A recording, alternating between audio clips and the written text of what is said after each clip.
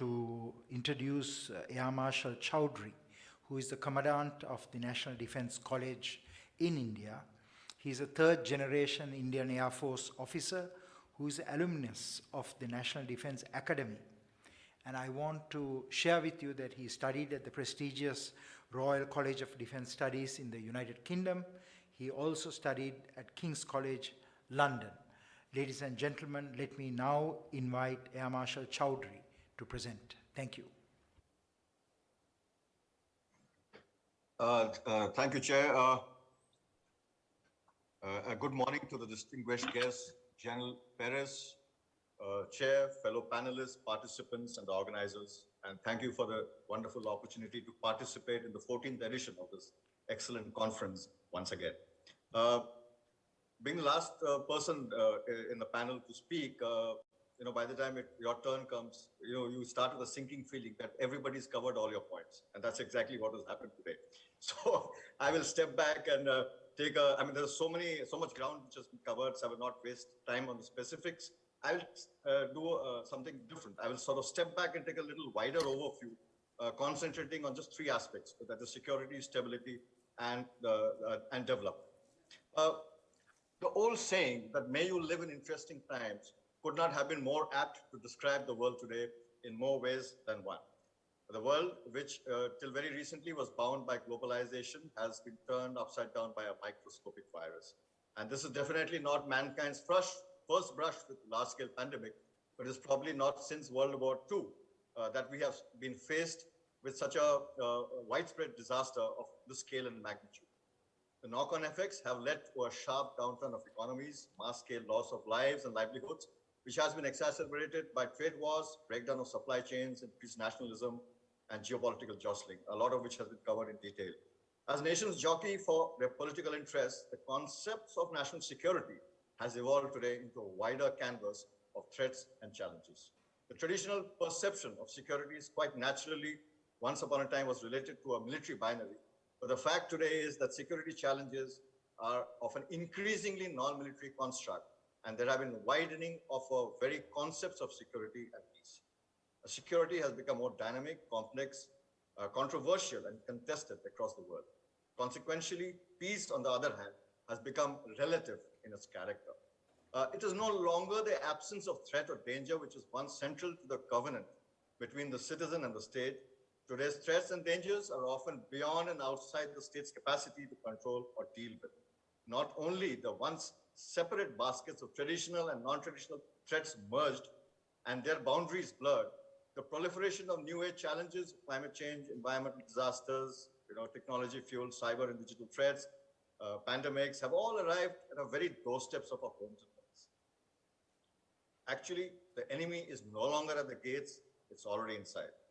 Now, in this strategic milieu, the international environment has come under immense pressure of changing dynamics, changes essentially brought about by some key drivers.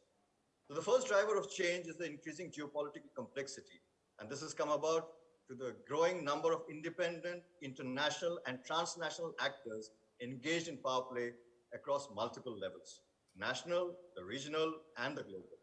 This means that the actions of state actors, non-state actors, and private actors directly or indirectly play a role in statecraft. And their transnational cross-linkages, directly or indirectly, impact geopolitics.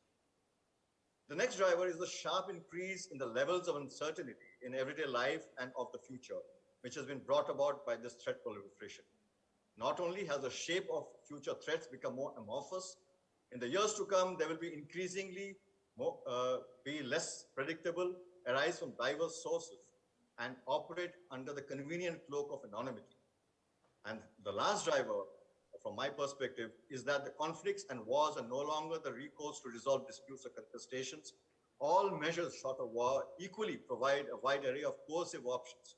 The current transitional phase of rebalancing of the world order and the associated conditions that we are experiencing today is almost reminiscent of the Cold War. The changing international dynamics have inevitably led to shifts in the regional contestations and alignments. The security challenges of the century are steadily shifting from the realist paradigm of the security dilemma of the nuclear age, where national threats led to arms race and military competition, to a more contemporary survival dilemma of the information age, where non-military challenges necessitate multilateral cooperation rather than competition. Despite the initial understandable surge of nationalism in the face of COVID-19 pandemic, where everyone withdrew to their forts, there has been a widespread international realization that no nation can go it alone. The immense loss of lives and livelihoods, which affected all nations and pushed some to the brink of economic disaster, has ironically forced all of us to coalesce on certain common grounds of human survival and safety. Amongst all this, the common underpinning driver for all nations today is economic growth, without which none can truly survive, let alone prosper. Developed countries are faced with their own challenges of shifting demographics, sustaining economic growth, and maneuvering towards a favorable power realignments. Whereas developing countries, on the other hand, are confronted with the added burden of an expanding array of challenges in their efforts towards eradicating poverty, ensuring equitable development, and removing inequalities, while ensuring that democratic institutions remain robust and resilient. In today's world, it has never been more relevant as economics drives national growth. Hence, national growth is no longer a mere outcome of trade and commerce, but a vital aspect of national and international security. Here, the strategic outlook of a nation plays a vital role. Not only where, how, and with whom you engage, but most importantly, the timelines of engagement. Economic or financial engagements for a short-term political gain may have a long-term strategic price to be paid, as it impacts the flexibility of a nation to shape its national security outcomes. Therefore, national security is no longer a mere physical security of state, but a security of financial institutions and security of trade interests, security of markets, supply chains, the list is long. The increasing use of trade as a leverage in the current geopolitical construct clearly underscores the intricate interdependency of growth and security. The interdependency which will continue to grow in relevance. There are unfortunately states who do not see any moral dilemma in taking sides against the rule-based liberal world order as long as their short-term national interests are served. In the long term, it creates undesirable dependencies, reduces the freedom of choice, and contains autonomy. We must not forget that in the business of statecraft, national interest comes first and altruism lower in the list.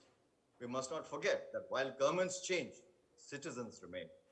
Therefore, it is always wiser to take a long view when it comes to national interests. The emergence of new threats and the increasing global risks have raised fundamental questions regarding the adequacy of existing international arrangements to foster peace and security. On one hand, we saw the growing helplessness of world fora, such as the UN, in managing and averting conflicts. On the other hand, we see a growing reluctance on the part of traditional responsible powers to assume world leadership, thereby ceding space to ambitious revisionist powers and radical extremist groups who disregard the rule-based world order. The relatively stable and the normative world order, which was defined by the international institutional norms, is faced with the challenge posed by some nations who seek to exploit the period of global uncertainty to establish an alternative.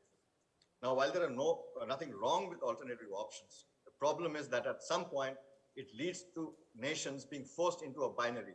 Either you are with us or with them, or if you're not with us, you're against us. So therefore, we have already experienced the challenges of a world divided by politically diverse ideologies in the Cold War. Now, Asia has undeniably become the center stage of geopolitical power play. China's coercive foreign policy has had a hugely destabilizing effect, which has left many Asian nations with the dilemma of balancing trade and economic engagement with national security and national interests. Now, the need for a stable, peaceful Asia cannot be overemphasized as the overarching necessity for development and growth.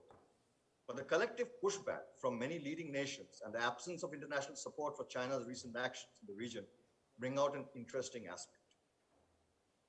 National interest driven by coercive foreign policies which refuse to recognize international norms and the very evident stark contrast of China's strategic communication of a peaceful rise has created a serious trust deficit.